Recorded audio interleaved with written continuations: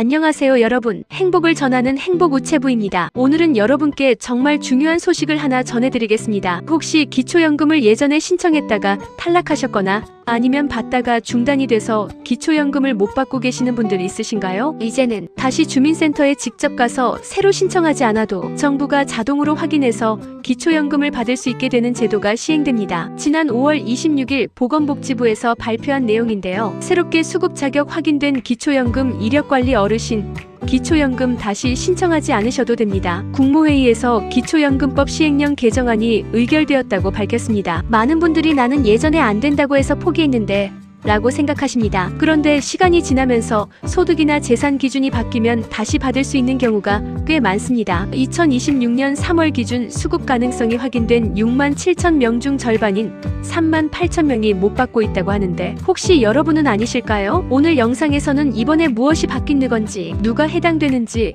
그리고 꼭 알아야 할 주의사항까지 쉽게 설명드리겠습니다. 먼저 이번에 무엇이 바뀐 거냐? 기존에는 기초연금을 신청했다가 탈락한 분들이 나중에 다시 받을 가능성이 생겨도 반드시 다시 신청해야 했습니다. 예를 들어 설명해 볼게요. 3년 전에 기초연금을 신청했는데 재산이나 소득 기준 때문에 탈락했다고 가정해 보겠습니다. 그런데 이후에 상황이 달라져서 이제는 받을 수 있는 기준이 됐어요. 예전 같으면 직접 주민센터에 가서 서류를 다시 내고 새로 신청해야 했습니다. 문제는 많은 어르신들이 이 사실 자체를 모르시거나 몸이 불편해서 신청을 못 하시는 경우가 많았다는 점입니다. 그래서 정부가 이번에 제도를 바꿨습니다. 앞으로는 수급희망 이력관리에 등록된 어르신이라면 정부가 다시 조사해서 기초연금 대상 가능성이 확인되면 별도 신청 없이 신청한 것으로 간주합니다. 쉽게 말하면 어르신 다시 신청 안 하셔도 됩니다. 정부가 확인해서 자동으로 진행해 드릴게요. 이렇게 바뀌는 겁니다. 두 번째는 수급희망 이력관리. 여기서 중요한 단어가 하나 나오죠. 수급희망 이력관리. 이게 뭐냐면 아주 쉽게 말해서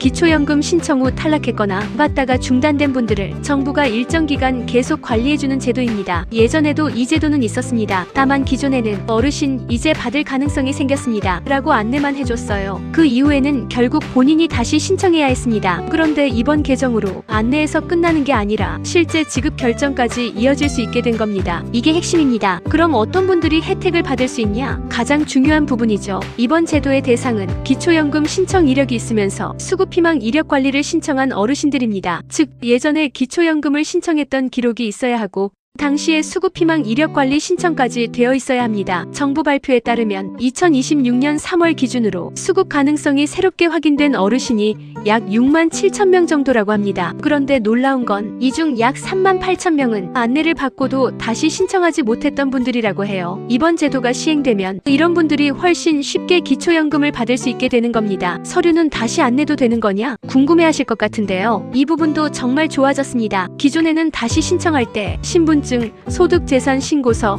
금융정보 동의서 같은 서류를 처음부터 다시 제출해야 했습니다. 하지만 이제는 처음 신청할 때 제출했던 자료를 정부가 다시 활용할 수 있게 됩니다. 즉 같은 서류를 반복해서 내는 불편이 크게 줄어드는 거죠. 다만 예외는 있습니다. 가구 구성이나 재산 상황이 크게 바뀐 경우에는 추가 서류를 요청할 수도 있습니다. 예를 들어 임대차 계약서나 통장 사본 같은 자료를 추가로 제출해야 할 수도 있습니다. 시행되는 시점은 이번 개정안은 국무회의에서 의결됐고요. 행복이음 시스템 개편을 거쳐 2026년 7월분 기초연금부터 적용될 예정입니다. 그리고 중요한 점, 이미 수급희망 이력관리를 신청해둔 어르신들도 소급해서 적용됩니다. 즉 새로 신청한 사람만 대상이 아니라 기존 관리 대상자도 포함된다는 뜻입니다. 하지만 여기서 꼭 기억하셔야 할 게 있습니다. 모든 사람이 자동 대상이 되는 건 아닙니다. 핵심은 수급희망 이력관리 신청 여부입니다. 예전에 기초연금을 신청하셨더라도 이력관리 신청이 안 되어 있으면 자동 간주 신청 대상이 아닐 수도 있습니다. 그래서 혹시 주변에 예전에 탈락하고 그냥 포기하신 어르신들이 계시다면 주민센터나 국민연금공단에 문의해서 수급희망 이력관리 상태를 확인해 보시는 게 좋겠습니다. 오늘 내용 정리해 보겠습니다. 앞으로는 기초연금 신청 후 탈락했던 어르신 중 수급희망 이력관리 대상자는 다시 신청하지 않아도 정부가 자동으로 확인해서 기초연금 지급 여부를 결정할 수 있게 됩니다. 복잡한 신청 절차 때문에 혜택을 놓치는 어르신들을 줄이기 위한 제도라고 볼 수 있겠습니다. 특히 부모님이나 주변 어르신들께 꼭 알려주시면 정말 도움이 될 내용입니다. 영상이 도움되셨다면 좋아요와 구독 부탁드리고요. 앞으로도 복지 정책과 지원금 정보를 쉽게 정리해서 알려드리겠습니다. 감사합니다.